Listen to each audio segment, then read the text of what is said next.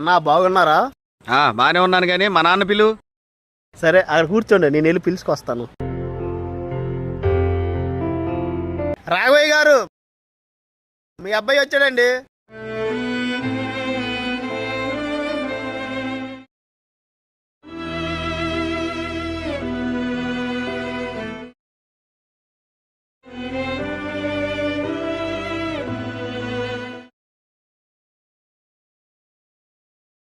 అయ్యా బాగున్నావరా?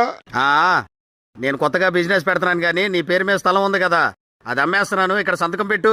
అలాగే బాబు.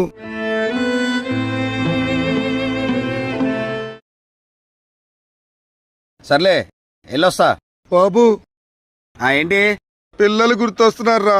ఓ 4 రోజులు మీ ఇంటికి తీసుకెళ్ళరా, నా మనవళ్ళతో ఆడుకుంటా. మనవాళ్లతో ఆడుకుంటావా? నిన్ను గాని ఇంటికి తీసుకెళ్తే నా పెళ్ళం పుట్టింటికి వెళ్ళిద్ది. అప్పుడు నేను కూడా నీకులాగా ఏదో కొద్దాశ్రమంలో బతకాలి. అట్లాంటి ఏం పెట్టుకోమాక, ఎల్లెళ్ళు.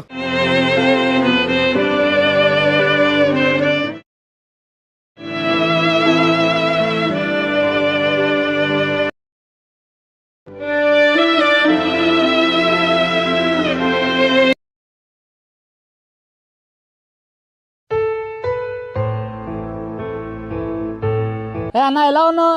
బాగున్నా. చాలా రోజులైన చూసి ఇటెక్కడికి వెళ్ళి వస్తున్నావు? ఈ పక్కనే వృద్ధాశ్రమం ఉంది కదా, మా నాన్నే 3 సంవత్సరాల కిందట జాయిన్ చేశా. ఆయన సంపాదించిన ఆస్తిలో ఒక స్థలం అమ్మేద్దామని ఆయన సంతకం కోసం వెళ్ళొస్తున్నా. నాన్నని వృద్ధాశ్రమంలో చేర్పించావా? తప్పు కదన్నా. తప్పేంట్రా? తప్పలేదంతే. అది సర్లే గాని మీ అమ్మ మీ నాన్న ఎలా ఉన్నారు? ఇంకెక్కడ నాన్న అన్న, 2 ఏళ్ల క్రితమే పోయారు. నాకంటే నువ్వే అదృష్టవంతుడివి, నాన్న ప్రేమ పొందుతున్నావు.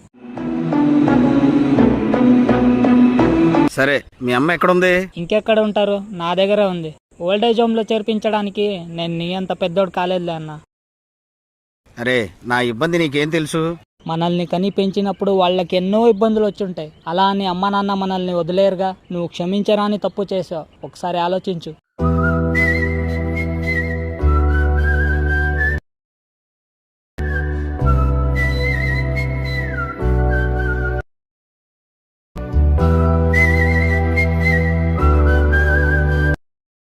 నాకన్నా చిన్నవాడివైనా చాలా గొప్ప మాట చెప్పి నా కళ్ళు తెరిపించావు.